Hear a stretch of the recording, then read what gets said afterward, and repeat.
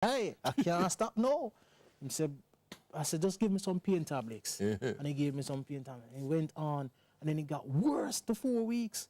And when I went back to see him, say, you need 4 weeks? No. I said, no, docs, no, man, I have MDRT to make. You know, I have so much other things to do. I can't stop, no. Give me some more pain tablets. Gone again. And it went on again. Then in December 2007, I was faced with a choice. I remember coming from Ocherest, heading into Kingston, and while driving, coming down Mount Rosser, I felt a piece of pain hit me in my left side. It felt paralyzed. Nobody knew that I could not control the car coming off the hill. Wow. I had to glide. It's a good thing nothing was in front of me. I had to glide coming off the hill, and I stopped right at Ewerton, and I laid in my car for about half an hour before I was able to move. I could not move. For that time, you had to do something. And I realized that this thing serious, this thing bigger than me now. So you know, and then following that one night, I felt like my body was just pulling apart. I couldn't explain what was happening. My neighbor was a nurse, but she's a married woman. So I couldn't call her in the hours of the night. I had to be there waiting until 6 o'clock. 6 o'clock, bright and early, I called her. They took me to the hospital, to the doctor. Okay. And that's when I said, no, this is life-threatening, because if at the time when I came off Mount Rosser, if that was in front of a bus or a truck or in the middle of an intersection, that would have So you had to stop working? I had to stop working. I you know, went off with the intention that, you know, I just needed 3 months now. Yes. Now 4 weeks, 3 months to start. So I started doing physiotherapy, going to the doctor and things like that. And after the 3 months, the pain's still there. You know, I heard all the other things. So I was sent to some more doctors now, specialists. Reached a stage that one doctor said, boy, I think you have scoliosis. That's what he said to me. Multiple sclerosis, yeah? Yes, I think you have scoliosis. The scoliosis causing the problem. But when I came back down, I realized he nearly gave me scoliosis. Because scoliosis was not my problem. It was a result of my accident. But I've heard I could be bone cancer.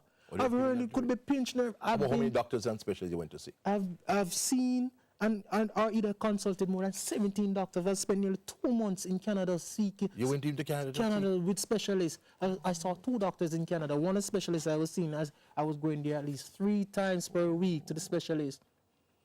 And at the end of the period, nearly 2 months, when I was still feeling pain, and I said to her, "Oh, is it that I'm still feeling pain in my side?" She said to me, "It's in your mind." I said, then you don't help me then. Because if I came to you with it in my mind and I'm leaving it with it in my mind. Well, it's probably you need psychological help. I tell you, they wanted to give me a madman pill. They wanted to give me pills for the insane. They couldn't diagnose. They could not diagnose. So this caused you, we only have a minute left, about 2 years at home? Yes. You was away from work? Away from work, struggling. But during that time, I remember when I came back from Canada and started vomiting, and I went to a doctor, and he said to me, "Boss, only God can help you. And I don't know God plans for me, you know." So I just said, boy, I went home crying. And then God gave me a vision and said, why not put together a book? Why not? Why not?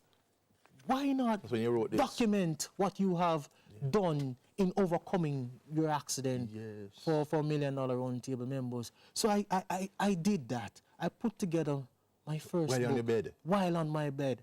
You know, and use the time use my time.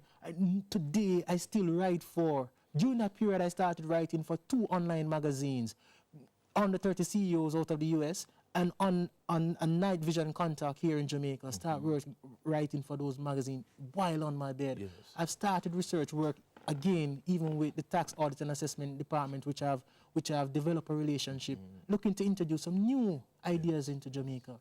You know. But you're still suffering pain? Still suffering pain. You told me after you had surgery just in January. Surgery in January. I had a minor surgery in January to correct the pain. And for the first time, I felt like the problem was being solved.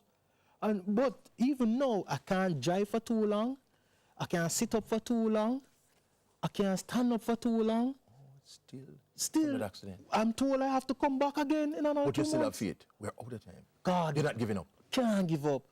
No matter that. Can't give up. Even your body seems to be giving out on you. If my foot stop working, I use my hands. If my hands stop, I'm going to use my eyes. I'm going to use my mouth. I'm going to use my ears. I can't, as long as there's a God. You're mad. Great determination. Well, you have used your mouth very effectively, communicated the importance of courage, the importance of going on despite what is happening. The Denver Brown story. We have been privileged to tell it. Next week, I'll be back with another inspiring story. Until then, Ian Boyne wishing you a very pleasant and very productive week.